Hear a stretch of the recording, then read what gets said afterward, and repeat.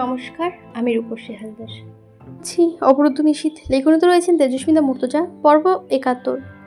এখান থেকে আমরা গল্পটিকে আবার চলমান অবস্থায় পড়ছি। এতক্ষণ যেটা পড়ছিলাম সেটা ছিল জয়া আমিরের আগের ঘটে যাওয়া বর্ণনা। এখন যেটা পড়ব সেটা পরের অংশ। ফজরের আজান পড়ে কোথাও, কিন্তু বড় ঘরের শব্দ, আলো, বাতাসের প্রভেদ নিষেধ। দেওয়াল পুরু, মেঝে সমতল থেকেও বেশি কয়েক ফুট নিচে। মুরসালিনের শরীরে ব্যথায় ঝেমিয়ে পড়ল। জয় থেমে গেছে। তার গল্প বোধহয় শেষ। সে ক্লান্ত হলেও খুশি। তার একটা কারণ আছে। সে যতবার ফারহাত মোহাম্মদ বাড়িকে মারার বিষয়টা মনে করে, সে ভীষণ খুশি অনুভব করে। একমাত্র সেই কথাটা বলার ফলে ভেতরে খুব খুশি অনুভব হচ্ছে।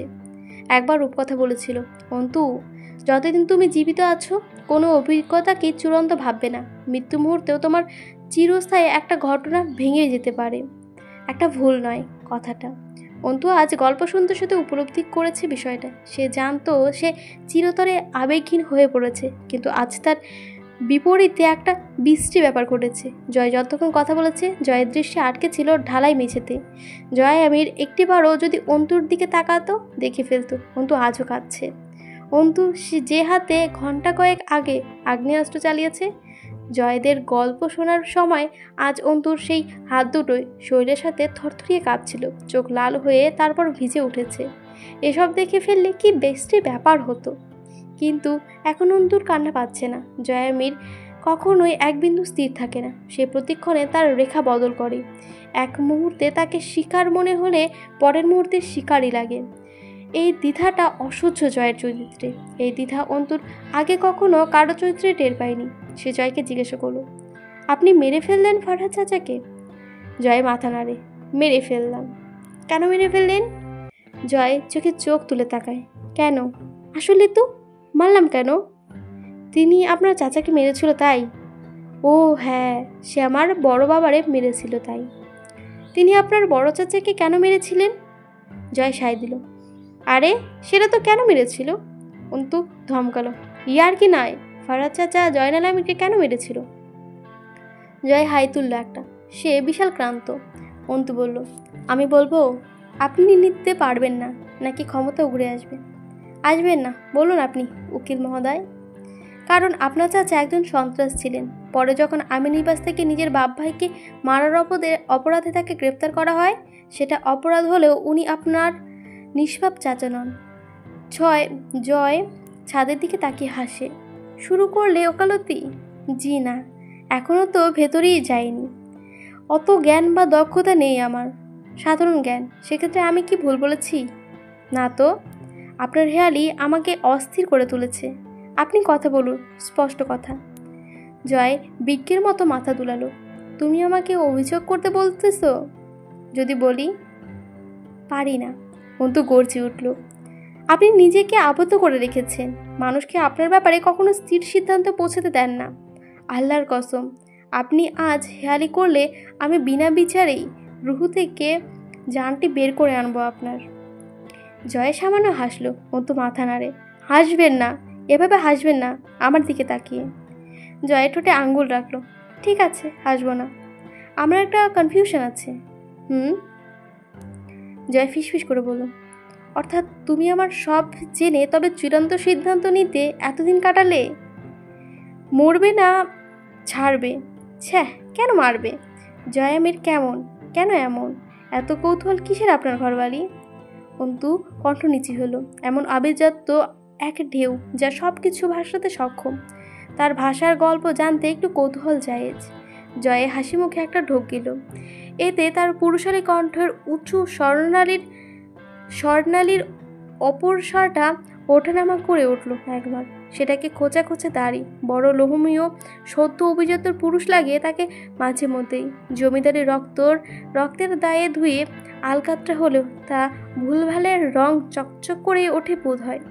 জয়ের আলগোছে অন্তুর হাত দুটো নিজের বাহু থেকে ছাড়িয়ে নিজের দুই হাতের মাঝে নিয়ে খেলা করতে বলে। এত পরেশানি কেন হচ্ছে?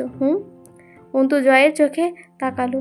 খুব খেয়াল করলে দেখা যায় জয়ামিরের চোখের মনি অতিরিক্ত কালো, একদম কৃষ্ণবর্ণের মতো, যেখানে আলোরও অস্তিত্বহীন। অন্তু নজর স্থির রেখে ধীর আওয়াজে বলল, আমি প্রথম রাতে যখন আপনার কাছে নিজেকে সমর্পণ করেছি আপনার ভেতরে প্রবেশ করার উদ্দেশ্যে, পুরুষের উত্তেজনায় নারী তাকে পুরোদমে শোষণ করতে পারে। আমি সেই দিন এক অসুস্থ জয়ামিরকে পেয়েছিলাম, যার ভেতরটা শূন্য, কিন্তু পুরো দেওয়ালে ঘেরা। সেই দেওয়ালের গণ্ডির সীমানার প্রতিক্ষেপে ফাঁপা হাহাকার ছিটকে বেড়ায়, কিন্তু সেই পুরো দেওয়ালে তা বাইরে আসতে বাধা দেয়। কে বলে তুমি উকিল হবে? আমি বদদোয়া দিলাম, তুমি দুনিয়ার সেরা, বিশাল, বিরাট, অনেক বড়, বৃহত্তম, মহান সাহিত্যিক, কবি, দার্শনিক হবে। এখন বলো বদদোয়া কেন দিলাম? কারণ আপনার দোয়া কবুল হওয়ার চান্স নেই। দুজন দুজনের চোখের দিকে তাকিয়ে হেসে ফেলল। পরবর্তী চোখ নামালো দুজনই। যে ঝুঁকে পড়ে নিচু গলায় জিজ্ঞাসা করে, আর অসুস্থ জয়ামিরের কাছে আপনার সেদিনের বলিদান আপনাকে কি জানালো? আর সেদিনের আমার সেই বলিদান আমাকে শুধু জানিয়েছে জয়ামিরকে জানতে হবে। গোড়া থেকে আমি আপনার চঞ্চল পাপিষ্ঠ সত্তার পেছনে আরেকটা জয়ামিরকে খুঁজেছি। অথবা আমি সেদিনই পারতাম আপনাকে কুচি কুচি করে কাটতে, কিন্তু আপনি জানেন আমি আপনাকে কখনোই মারার চেষ্টা করিনি। উত্তেজিত করেছি, অতিষ্ঠ করেছি, খেপিয়ে তুলেছি, কিন্তু চূড়ান্ত আঘাত করিনি। আজকের এই দিনটাকে নিয়ে আসতেই হয়তো এত আয়োজন। অথচ আজ এই মুহূর্তেও আমার মনে হচ্ছে আমি সেটাই পরেই রইলাম, দ্বিধা, জটিলতা, মারপ্যাচ, অস্থির সিদ্ধান্ত রেখায়। এখনও মনে হচ্ছে আপনাকে বিচার করা যায় না। বহুদূর হিসেব করে ফিরেও হঠাৎ চোখে মেলানো যায় না। আমি সেই একই বিন্দুতে আটকে আছি। কে জয়ামির? কেমন সে? কেন এমন সে? তার দায়ভার কিসের ওপর নাস্তা করে যেতে পারে? এমনটা হবার ছিল না। কিন্তু আমি বিবেচনার বিন্দু হারিয়ে ফেলেছি। আপনার এত এত প্রাপ্ত আঘাত আর ক্রিমিক ঘটনাগুলো এক বিন্দুতে শান্ত হচ্ছে না। তার উপর আপনার আজব ব্যক্তিত্ব, যতটুকু খুলেছি ততটুকুই পেঁচিয়ে যাচ্ছে। তবে একটা কথা উল্লেখযোগ্য, এখন আমার ব্যক্তিগত দেনা পাওনা আমি পাশে রেখেছি, তা আমার একান্ত হিসেবের খাতায় জমা থাকা আপাতত। জয় মাথা নাড়ল দুই পাশে। মেরে ফেলো, শুট মি। গুলি দেব? লোডেড ম্যাগাজিন আছে মনে হয় একটা প্যাকেট। ওইটা অটো সেমি মাইল। একবার ম্যাগাজিন লোড করবে, তারপর ব্যাস, বুম বুম বুম। দেবে সিস্টার, দেব। জটিলতাকে ছিনিয়ে রাখা মোটেই কসরত। উড়িয়ে দাও, বিদ্রোহ করো, ভেঙে ফেলো আমার আমার ভিত, চেরা বেড়া করে দাও একদম খুলিটুলি। অন্তু তাকিয়ে রইল কেমন করে যেন জয়ের দিকে, একটু বিরক্ত, একটু কৌতূহল, হয়তো একটু কিছু ঘৃণা অথবা বিরোধ কিংবা অনুরাগ হবে হয়তো। জয় মেঝের দিকে চেয়ে থেকে হাসলো। এবার তাকিয়ে থেকো না ঘরবালি। অন্তুস্বর বিরক্তিতে মিশে কঠিন হলো। কেন? আমার মনে হবে তুমি আমার অতীত শোনার পর আমার দুঃখে দুঃখিত হয়ে আমার ওকালতি করতে চাইতেছো। অবশ্যই তুমি অনেক বড় উকিল হতে পারো, কিন্তু জয়ামির তোমার মক্কেল হতে পারে না ডিয়ার। জয়ের চোখে চোখ তুলে চট করে একবার চোখ মারল। অন্তু হাসলো, চোখ সরিয়ে বলল, অবশ্যই আপনি অনেক বড় ক্ষিপ্র বাজ হতে পারেন, কিন্তু আপনার পোষ মানার ক্ষেত্রটার আমাকে ঘিরেই হতে পারে। আর বাজ পাখি পোষ মানলে সে তার পোশাকের আওড়ায় শিকার করে। চট করে অন্তু কথাটা ধরতে না দেবার লক্ষ্যে দ্রুত প্রসঙ্গ বদলালো। সন্ত্রাস গঠন করলেও পারতেন। কার দায় উপদেশ, আদেশ, অনুরাগ, ভালোবাসা সব কিছু থেকে মুক্ত হয়ে লুঙ্গি ছেড়ে শালু গায়ে দিয়ে বেড়াচ্ছেন। জয় আচমকা মাথা ঝাড়া মেরে হেসে উঠল। কিছু একটা এড়িয়ে বলল, হ্যাঁ করব। তোমার একটা ব্যবস্থা করব।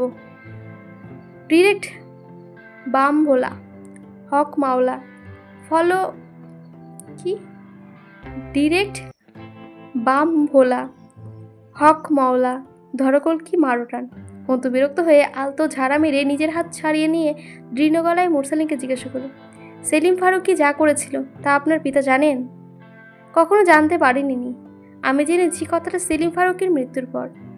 ততদিনে জানলেন না কেন? সন্দেহ হয়নি কেন কখনো? হামজা ভাই যা বলে এসেছিল তারপর আর কখনো মাদ্রাসার ত্রিসীমানায় প্রবেশ করতে পারেননি সেলিম। তার আগেও সন্দেহ হওয়ার কথা।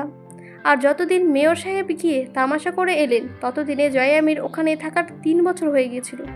হুমায়রা মায়ের সঙ্গে যা ঘটেছিল তার কোনো তদন্ত 3 বছরের মাঝেও হয়নি? আপনারা করেননি? জয় মুখ ভেঙচি কেটে মনে মনে বলল, শালির মেয়ে, স্বামীকে স্বামী মানে না, অথচ তার মাকে মা ডাকে। শালি ভণ্ডের ঘরে ভণ্ড, তোর পেছনে কুত্তা ছেড়ে দিয়ে দৌড়ে নিয়ে দিলেও মনের দুঃখ মিটবে না। মুরসালিন মেরুদণ্ড কঠিন ক্ষত, সে দেওয়ালে হেলান দিয়ে তারপরও চোখ বুজে বলল, ঘরের শত্রু বিভূষণ হয়ে গেছিল। আব্বা কোনোদিন ভাবতেও পারেনি সেলিমকে ধরে জিজ্ঞাসা করলে সব জানা যেতে পারত। অন্তু বলল, যুক্তি দুর্বল লাগছে, তার সঙ্গে আপনার শত্রুতা ছিল, হোক সেটা ধার্মিকভাবে, ওনার পথ আলাদা ছিল, উনি ভণ্ডদের অনুসারী ছিলেন, তবু আপনাদের সন্দেহ হলো না। আর আমার ধারণা উনি সেই আপনাকে খোঁজ দিয়েছিলেন জয় আমির ও আম্মার ব্যাপারে। ঠিক সেদিকে কিভাবে নিলেন আপনারা? সেলিম কোনোভাবে জানতে পেরেছিল আমিরদের বউয়ের ওই অবস্থা, অমনটাই জেনেছিল সেলিম। আব্বা জানতো ওই জয়কে উদ্ধারকারী, ওর দিকে সন্দেহটা যাবার এটাই কারণ একটা। আরেকটা বিষয়, জয়ামিনকে যেদিন জবাই করার প্রচেষ্টা হয়েছিল, কিন্তু ওনার আম্মা মরে গেলে অথবা মেরে ফেলা হলেও পরে জয়ামিনকে কেন জীবিত অবস্থায় জঙ্গলে ফেলে রাখা হলো কেন?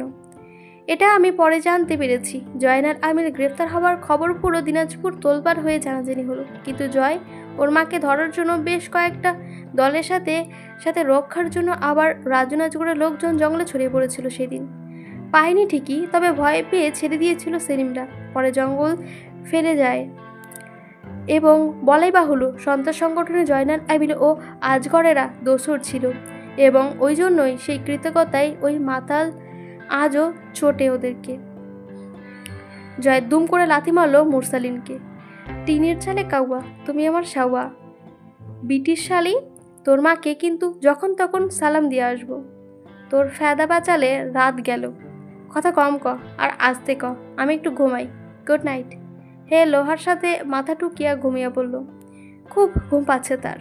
মুরসালিন মাথা পাওয়া স্থানে হাত চেপে ধরে বলল, এবং একটা কথা বলে রাখা দরকার, এই পাগলা কিন্তু এখনও মানে সেলিম সহ ওই সঙ্গীদের সৈয়দ বাড়ির নির্দেশে পাঠানো হয়েছিল সেদিন রাতে আমির বাড়িতে। জয় বলল, হক কথা, দিনে 26 বার স্মরণ করা দরকার। মুরসালিন বলল, তুই না মরে গেলি এইমাত্র? দূর শালা, এত তাড়াতাড়ি মাইনসরা মতেও না, মরবো মানে ঘুমাবো কেমনে? মুরসালিন অন্তুকে জানালো। আব্বুর খুব অনুগত ছিল সেলিম। আরেকটা বিষয় আছে। অন্তু জিজ্ঞাসা করলো, কি বিষয়? সেলিমের বড় বোনকে কিন্তু জয়নাল আমিরের সঙ্গীরা ইজ্জত হারা করে মেরেছিল যুদ্ধের সময়। সেই জন্যই সেলিম ফারুকির পরিবারের কাছে আব্বা বংশের বড় ছেলে হিসেবে একটা দায়বদ্ধ ছিল।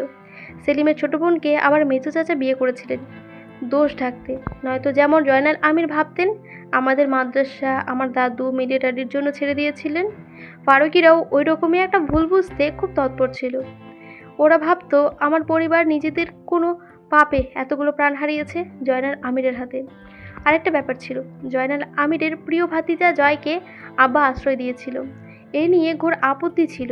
সে বারবার আব্বার কাছে মিনতি করেছে জয়কে বের করে দিতে, কিন্তু আব্বা জয়কে কাজ ছাড়া করেননি কখনো।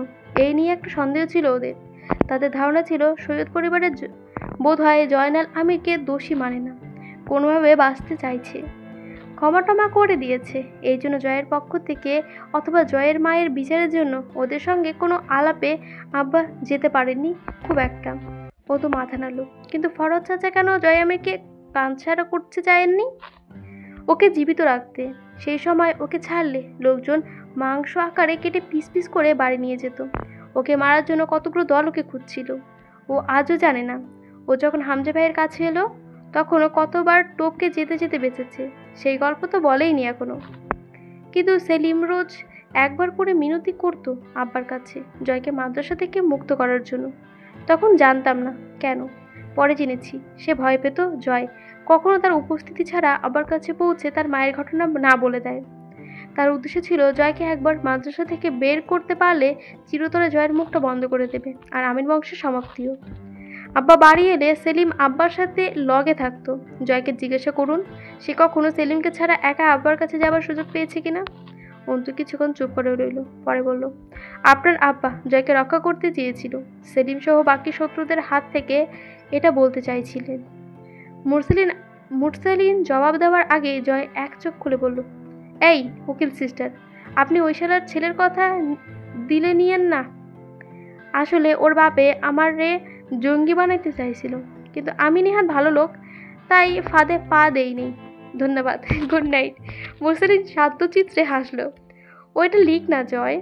অসংখ্য বাড়াতে কুত্তা বিলাই জয় বাংলার সৈনিক হয়ে যেত পারে, কিন্তু তুই যাদের কথা বলছিস তারা কারা? তোর একটু হলেও ধারণা আছে? তোর মতো কাফেরকে ওরা সংগঠনে নেবে এটা স্বপ্নে হতে পারে না। একটা মজার কথা শুনবি? এই যে তোরা আমাকে সংগঠনের ছেলে ভাবিস, আমাকে ওরা গ্রহণই করেনি। মুস্তাকিন ছিল ধার্মিক, কিন্তু আমি জন্মগতই ছিলাম গাফেল হয়ে। তুই চলে আসার 2 বছর পরেও আমার দ্বারা হিজল হলো না। আব্বা রাগ করে আমার হাল ছেড়ে আমাকে জেনারেল স্কুলে ভর্তি করালেন। মুস্তাকিন যতটা ধার্মিক, ন্যায়পরায়ণ, সভ্য ছিল, আমি ততটাই বিমুখ হলাম। মুস্তাকিন ভাই চলে যাবার পর আমাকে শুধু মাদ্রাসার কমিটির দায়িত্বে রাখা হয়েছে, ঢাকায় পড়ে, কারণ সৈয়দের মাঝে এক আমিই ছিলাম। তুই আর কতটা মূর্খতা প্রকাশ করবি? যেখানে আমি চান্স পাইনি সেখানে ওরা তোর মতো একটা অবিশ্বাসীকারী দলে রাখতো। আব্বা তোকে একটু শুধু মানুষ বানাতে চেয়েছিল। ধর্মের প্রতি তোর যা ভয়ানক ধারণা জন্মেছিল তা অপসারণ করতে চেয়েছিল। ছোট্ট বয়সে তোর ভেতরে যে বিষ ঢালা হয়েছিল তা নিগড়ে নিতে চেয়ে আব্বা বড় মাসুল গুনেছে। জয়, তুই ভালো প্রতিদান দিয়েছিস। জয় উঠে বসলো। সে খুব চমকতিতে তার ঘুমটাই ভেঙে গেছে। সে খুব অবাক হয়ে বলল, আরে শালা, এত মহানুভবতার গল্প একসাথে শুনে বদ্ধজম হয়ে যাবে তো। তুই আমার একটা কথা শুনবি? মুরসালিন সোজা হয়ে বসলো। আমার কান তো নামে কোরবান। জয় বলল, তুই কি জানিস দোষ আর পাছা একই জিনিস। মানুষ নিজেরটা ছাড়া সবারটা দেখে, যেমন তুই। চুপ থাক শালা। মুরসালিন কিছুক্ষণ চোখ বুজে থেকে মুচকি হাসলো। তুই কি জানিস জয়, একজন প্রতিশোধ পরায়ণ মানুষ একটি কাঁচা মাটির স্তূপ। সুযোগ সন্ধানী মানুষ চাইলে সে মাটিকে দিয়ে নিজের ইচ্ছে মতো হাতিয়ার বানিয়ে ব্যবহার করতে পারে নিজ স্বার্থে। মাছ ধরবে, পানি ছোবে না, পানি ছোবে সেই হাতিয়ার।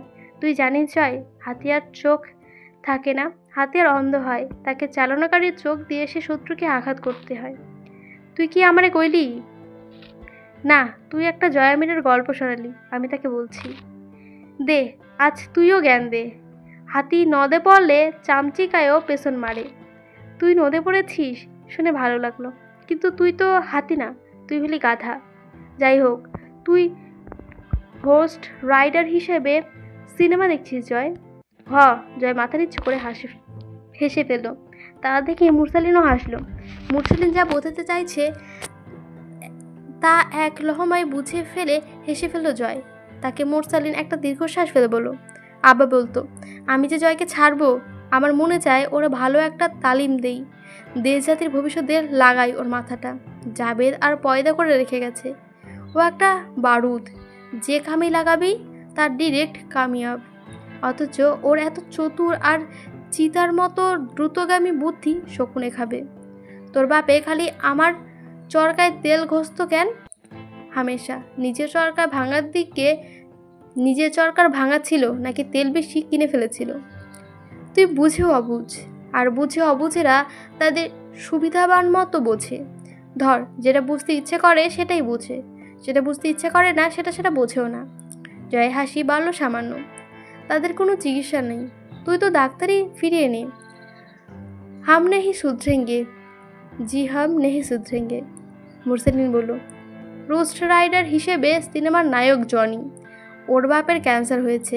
একদিন একজন এসে বলল, তুমি আমাকে তোমার আম্মা দেবে, তোমার আত্মা দেবে, এই শর্তে এই কাগজটাকে সাইন করো, তার বদলে তোমার বাপকে আমি সুস্থ করে দেব, তোমার সব দুঃখ দূর হয়ে যাবে। জনি সাইন করে দিল, কারণ তখন তার শুধুই তার বাপকে বাঁচাতে হবে। আগে পরে বাদ, তাড়াতাড়ি তার বাপ সুস্থ হলো। কিছুদিন কাটলো, একদিন ওই লোক এলো, কাগজটা দেখালো। জনি তখন নিরুপায়, সে আগে চুক্তিপত্র সাইন করে ফেলেছে, তখন বিষয়টা খারাপ হয়নি। কিন্তু এবার টের পেল সেই লোকটা মূলত শয়তান তার কাছে তার আত্মা কিনে নিয়েছে। এবার তার আত্মাকে দিয়ে যা খুশি করতে পারে, জনি তা করতে বাধ্য। এরপর শয়তান জনিকে দিয়ে দেদারাস মানুষ মারতে থাকলো, জনিকে জাহান্নামের দেবতা বানালো। সে যাকে ছয়নি কোনোদিনও এক মুহূর্ত জ্বলে ভস্ম হয়ে যাবে। জয় হো হো করে হেসে উঠল। সিনেমাও দেখিস তুই? এই তো কঠিন পাপ। থু থু। মোরসালি মাথা নাড়ল। আমি সৈয়দ বংশের কলঙ্ক, সব পাপাচারে ভাগ আছে আমার। তুই কি বুঝেছিস আমি কি বলছি? না। দোলন সাহেব হেসে উঠে নিজের উপস্থিতি জানান দিলেন। আমি যদি বুঝে না বুঝি আমাকে বোঝায় কোন শালা, ঠিক না জয়? জয় হাত তুলে সংগ্রামী ভঙ্গিমায় বলল, ঠিক ঠিক, একদম স্যার, একমত একমত। মোরসালিন হাসল। হামজা ভাইয়ের চোখ দিয়ে দেখা শত্রুদের ব্যাপারে যা বুঝলে তারা আর শত্রু থাকবে না, তুই তা বুঝতেই চেষ্টা করিসনি। কারণ ছোটবেলায় যে অবস্থায় তোর কাছে নরকীয় মনে হয়েছিল, হামজা ছিল তখন তার মুক্তির দূত, আর তুই নিজের অজান্তেই অসীম কৃতজ্ঞতায় হামজা ভাইকে তোর রুহু সঁপেছিস। আজ চাইলেও তার কর্মে অভিযোগ অথবা আপত্তি আসে না, তুই করতে চাস না। জয় আনমনে স্বগতোক্তি করল। হামজা ভাই আমারে একদিন কইল, জয় রে, তোর আমার গন্তব্য দুইটা, পথ এক, পথের শেষে একই বিন্দুতে একই রকম দেখতে দুইটা গন্তব্য, চল হাঁটি। মুরসালিন নিস্থির চিত্রে দুই পাশে মাথা নেড়ে বলল, গন্তব্য মানুষকে মৃত্যু অবধি পৌঁছে দেয়। তার নরম দিলে জয়ের জন্য এক গা লাগলো। পথভ্রষ্ট এই জয়কে মুস্তাকিম মহান ছোটবেলায় মাদ্রাসার দস্তরখানে বসিয়ে কত বুঝিয়েছে। ওই জয় পর্বতের মতো অটল চিত্তে কেবল চুপ থাকতো, ভেতর কি জমাতো কে জানে। আজ মনে হয় বিদ্বেষ, এই জগৎ সংসার সমাজ দেশ মানুষের প্রতি তার অসীম বিদ্বেষ একটু একটু করে জমে এক মহাসমুদ্রের রূপ নিয়েছে। তার ঢেউ থামানোর উপায় নেই। জয় তীব্র বেগে মাথা নেড়ে স্বীকার করল, মৃত্যুই। অন্তু খেয়াল মতে দেখল জয়ের সেই পাগলামিটুকু। জয় আমি সত্যি মৃত্যুর ওপর বড়ই আকর্ষণীয়। সে বলল, যে গন্তব্যে আপনার জন্য নিশ্চিত মৃত্যু লেখা থাকলেও মেয়র সাহেবের জন্য গচ্ছিত আছে ক্ষমতার ডালি, পথটা হলো বিরোধিতার। ধরুন কচু কাটা হতে পারে, তাতে আপনার ভেতরে ইনপুট করা প্রতিশোধের বিষাক্ত প্রবৃত্তি মিটবে, আর আপনার তৈরি করা রাস্তা মেয়র সাহেবকে তার উদ্দেশ্য হাসিলের পথে নিয়ে যাবে, এক পিচ্ছিল পথ বানিয়ে দেবে। এই তো আপনার সেই এক পথ দুই গন্তব্য। ব্রিলিয়েন্ট। আপনি চাইলে ভালো কি হতে পারেন ঘরবালি? অন্তু গভীর স্বরে জিজ্ঞাসা করলো। জেনে শুনে ক্ষয় হতে কেন এত আগ্রহী জয় আমির? জয় হাসলো। আমাকে কেউ অক্ষত পায় নাই ম্যাডাম, সুতরাং ক্ষয় হওয়ার মাল আরেকটু ক্ষয় হলেই বরং প্রকৃতির নিয়ম বজায় থাকে। আমার ওপরে মরিচা ধরেছে সেই কোন কালে। মোরসালিন গভীর স্বরে শুধায়, আব্বাকে কেন মেরেছিস? তোর মুখে শুনি, বল কি কারণে মেরেছিস? জয় লোহার দণ্ড থেকে আস্তে করে নেমে ঢালাই মেঝেটার উপর টান টান হয়ে শুয়ে পড়ল। মোরসালিন ঠিক ওর পাশে একইভাবে শুয়ে পড়ল। দুটো দেহ পাশাপাশি পড়ে আছে, একটা ক্ষত, একটা বিক্ষত, আর একটা ক্লান্ত এবং পরিশ্রান্ত। আমার বড় বাবাকে আমি শেষবার কবে দেখেছি জানিস? সেই রাত্রিরে, ওই রাত্রিরে বড় বাবা আর ভাবিকে বলেছিল, জয়কে নিয়ে পালান ভাবি, জলদি যান। তোর বড় বাবা বিশাল এক হিরো ছিল রে জয়। আমার বড় বাবা ছিল। আইন রাষ্ট্র দেশের মানুষদের কি ছিল? জয় হেসে ফেলল। আইন রাষ্ট্র দেশের মানুষদের ডেকে উঠল জোরে করে, ও দোলন স্যার আছেন না? আমার ঘরবাড়ির হাতের ইনস্পেশাল বুলেট নসিব হয় নাই তো? ততক্ষণে সবাই যেন ভুলেই গেছিল। তারা ছাড়াও আরও একজন আজ জয়ামিনের গল্প শ্রোতা হয়েছে। বড় হোক ঘরে। দোলন সাহেব বললেন, না হয়নি, ব্যাড লাক। সেই দুঃখে আপনার একগাল গোপন কথা কই স্যার? হ্যাঁ, যে বাচ্চাদের মতো চেঁচিয়ে ঘোষণা করল, আমি ছাড়া এই ঘরে আর কোনো দেশদ্রোহী নাই স্যার। অন্তুর শরীরটা ঝাঁকুনি দিয়ে উঠল, চোখ বুঝল সে। জয়ামির মিথ্যা বলে না। অন্তু জয়ের গল্পের মাঝে এটাই তো আবিষ্কার করেছে এতক্ষণে। দেশ দেশের মানুষ জীবন সমাজ রাষ্ট্র এইসবের দ্রোহ করা বহনকারী জয়ামির। আজ এই জয়ামির, যার বেঁচে থাকার একমাত্র উদ্দেশ্য বিশৃঙ্খলা অশান্তি পাপাচার মানুষের ভোগান্তি দেশ দেশের ভাঙ্গন ধ্বংস। মোরসালিন চট করে ঘাড় ঘোরায়।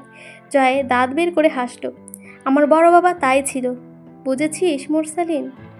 জয় তুই অকৃতজ্ঞ। জয় আপত্তি জানায়, না আমি অকৃতজ্ঞ না।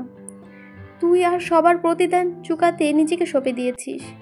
শুধু যে বা যারা তোকে জীবনে দিয়েছে তাদের জীবন শুষে বলিদান হয়েছিস। উত্তম বিচার বটে। তোর আব্বা আমির পরিবারকে খেয়েছে। জবান সামলা। কোথায় সামলাবো ঘরবালি? তোমার ওড়নায় আঁচলটা দাও তো। তাড়াতাড়ি করে তোর ওড়নার তলে জিহ্বা ঢাকলো। হামজা ভাই তোকে দিয়ে সার্কাসের কাজ করিয়ে যাচ্ছে নাকি? এমন জোকার জোকার হাল করেছে কেন তোর? আপাতত অবস্থা এমনটা আশঙ্কা করতে তুই চলে আসার কথা। মুরসালিন, তোর কথা শেষ কর, আমি রুমে যাব, মাথা ব্যথা করছে। স্বাভাবিক কথাবার্তা সেই দিকে যাচ্ছে যা তুই আলোচনা করতে খুব অপছন্দ করিস, কিন্তু করতে হবে, সবাই নেই আমাদের হাতে। জয় মাথা নিচে হাতের কোণে দিয়ে বলল, ঠিক আছে, ঠিক কথা, সবাই নেই আমাগো হাতে। মুরসালিনের বড় হতাশার সাথে বলল, জয়নাল কাকা অবশেষে সব পাপ কি করেছিল? তা তোর সাথে। পাপ? আমাকে ভালোবাসাটা। মূর্খ, ভালোবাসা বুঝিস তুই? তা বুঝি না অবশ্য। তোর দুর্ভাগ্যা, ভালোবাসা কাকে বলে বুঝিস না তুই, অথচ দাবি করিস কেউ কেউ তোকে ভালোবাসে। তুই একটা শক্তিশালী খুঁটি মাত্র, যা সবার দাবার চাল হয়েছে। যে যেমন পেরেছে তোকে ভালোবাসার নামে বিষে চুবিয়েছে। আল্লাহর পাক তোকে যে পরিমাণ নেয়ামত মেধা দিয়ে দুনিয়ায় পাঠিয়েছিল তা তুই কুকুরদের খোরক হিসাবে বিতরণ করে এক অধমে পরিণত হয়েছিস। পুরনো আলাপ সেসব থাক, বোঝা তো ভালোবাসা কি। আচ্ছা, নতুন কিছু বুঝি। যদি বলি তোর স্ত্রী তোকে ভালোবাসে। জয় যেন হাসতে ভুলে গেল। সে অতিরিক্ত হাসি পাওয়ার ফলে হাসতে ভুলে গিয়ে নিঃশ্বাস আটকে পড়ে রইল। মুরসালিন আস্তে আস্তে উঠে বসে বলল, সে তোকে এই পথ ছাড়তে বলেছে কখনো? হাসি জোর করেছে, বেমুখ ফিরে বলল, আর কেউ না। মনে কর কেউ তোকে বলেছে সে ছাড়া। মনে নাই কেন? জয় চোখ খুলে তাকায়। মুরসালিন বলল, কেন বলেনি? কেন তোকে কেউ এই মরার খেলা থেকে সরে আসতে বলেনি? অন্য পথের কথা বলেনি? তুই বল তুই, আমি তোর মুখে শুনবো। জয় কিচ্ছু বলল না। উঠে গিয়ে কামরুলের পকেটের হাতরে সিগারেট বের করে এনে জ্বালালো।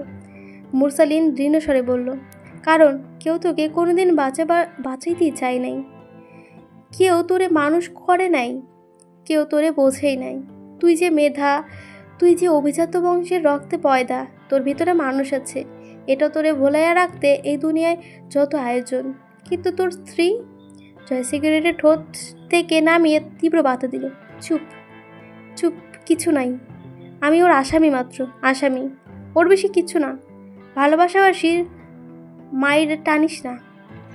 তুই কোন ভালোবাসার কথা বলছিস জানি না, কিন্তু ভালোবাসার বহুত প্রকারের আছে, এটা এমনও আছে। জয় চোখ বুঝে লম্বা একটা টান সিগারেটে দিয়ে পুরো ধোঁয়াটুকু গিলল, তার নিঃশব্দে হাসল। এটা যদি ভালোবাসা হয় তাহলে তো সর্বজনীন, সবার জন্য প্রযোজ্য। ও এক আদর্শ মেয়ে ভাই। আমার জায়গায় অন্য কোনো নষ্ট জয় থাকলেও তারও ভালো হইতো বলতো। এটাতে বিশেষত্ব খুঁজলে আমি তোরে 2 চামচ খাঁটি গু খাইতে সাজেশন দেব। মুরসালিন বলল, তুই যে পথে নেমেছিস তাতে আছে কি? তোরা যে পথে আছিস তাতে আছে কি? কি চাস? কি আছে দে, আমার তো কিছুই নেই। যা দিবি হাতে তাই যাবে সাথে, দে। জয় হাত পাতল। চাই কি তুই? চাস কি বল? দেশের জন্য প্রেম আছে, মানুষের জন্য মমতা আছে, নারীর প্রতি সম্মান আছে, মানুষত্ব বোধ আছে। আমার দেশের মাটি আমি বেঁচে থাকতে আমার দ্বারা নোংরা হবে না, সেই দৃঢ় প্রয়াত্ত আছে বুকের ভেতর। কি চাস তুই? জয়ামির উপহাস করে হাসল, ঝাড়া মেরে মাথা নাড়ল 2 পাশে। আমি জয়ামির যতদিন খালি একটা ছোট্ট বাচ্চা ছিলাম, আমি আমার দুলাভাইয়ের কাটা মাথা দেখেছি, বাপের মাংস ছিঁড়ে আসা শরীর দেখেছি, সেই জন্মদাতার লজ্জাস্থান হরণ হতে দেখেছি, যা ছিঁড়ে দুনিয়ায় এসেছি আমি জয়ামির। খিদের জ্বালায় তোর দেশের মাটির জমিন খুবলে খেয়েছি। এইখানে মজার কথা শুনবি।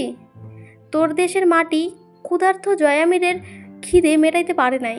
তোর দেশের মানুষ আমার মতন জয়ামিরের ঘরে তুইলা আশ্রয় দেয় নাই। তোর দেশের মানুষ, তোরা নারীদের মেলা সম্মান করিস। খালি আমার ফুপু জয়নব, আমার আম্মা হুমায়রা, আমার আর্মিনেরা যখন ইজ্জত হারায় তখন তোর দেশের মানুষ ওইগুলো সম্মান করতে জানে না। আমি ভুল করেছি মনে হয়। তোর দেশের মানুষ নারীদের সম্মান দেয়। এই 3টা তো নারীই ছিল না, ঠিক কইছি না? ওই যে বইসা আছে শালীর মাইয়া, ওইটারে জিগা, ওইটারে যেই দিন বেশ্যা মাগি বানাইছি আমি জয় আমির। তোর সমাজ দেশের মাইনসে ওরে কয়বার জিগাই নাই পর্যন্ত। ওই সেরি আমিরের পোলা সাথে সত্যি শুইছিল নাকি তোরে? জিগা ওরে, দেখ ওই শালি আইজও কাম দেখালি, কিছু করবার পারে না ওরে। ওই দিন আমি আমার নাম দিলে ওই কবে বদনাম হইয়া খতম হইতো জানতো? তোর দেশের মাটির ওর বাল্লার চিত্ত, তোর দেশ প্রেম কারে কি দিছে? তোরে কার বাল্লা দিছে? আজ এইখানে পচতেছিস মাসের পর মাস। এই তো তোর দেশ সমাজ মেলা ভালো, মহান মহান। জয় আমির আবারও হেসে ফেলল, কেমন করে যেন। তোরা তো ভালো আছিসই মোরসালিন। আমি এক জয় আমির, খারাপ হইলে তোর দেশ দুনিয়ার থেকে কিছুই খসবে না বা জোড়া লাগবে না। জয়ন্তুর হাতখানা আবারও শক্ত করে ধরল, সেই হাত জোড়া থরথর করে কাঁপছে। জয় কিন্তু ভুলেও তাকালো না অন্তুর মুখের দিকে, আরমিনের কান্না সে দেখে না। ওই ছেড়ি কাঁদলে আড়ালে কাঁদবে, আজ সামনে কেঁদে ফেলেছে। সেই দোস্ত জয়ের না। অন্তু হাতখানা চেপে ধরে ওকে নিয়ে গা ঝাড়া দিয়ে উঠে দাঁড়ালো জয় আমির। ছেড়ে দে আমায় মোরসালিন, এই জনম আমি জয় আমির হব, পরের বার মাটি হয়ে হুমায়রার পেটে জন্মাবো। সেইবার তোরা কেউ চাইলেও আমারে আর জয় আমির বানাইতে পারবি না কইলাম। একবার খালি আমারে জয় আমির হইতে দে। অন্তিকে তুলে নিয়ে সতেজ দেহগুলি মারিয়ে চামড়ার স্যান্ডেল খসখসে আওয়াজ তুলে অনেকটা এগিয়ে এলো জয়। পিঠ চেপে অন্তুর ওড়না ঝুলছিল, তা এক হাতে গায়ে জড়িয়ে অন্তুকে আগলে নিয়ে বড়ঘরের মাঝে বরাবর পেরিয়ে আসার সময় মোরসালিন আওয়াজ দিল, জিন্না আমিরকে আমি মারিনি জয়। তোর গল্প, আমার কথা আর তোর ভুল বোঝাবুঝি শেষ হতে এখনও অনেকটা বাকি। খবর এখানে শেষ হয়ে গেল। কেমন হয়েছে অবশ্যই জানাবেন, ভালো লাগলে অবশ্যই লাইক কমেন্ট এবং সাবস্ক্রাইব করে দেবেন। আসছি আজকে, ধন্যবাদ।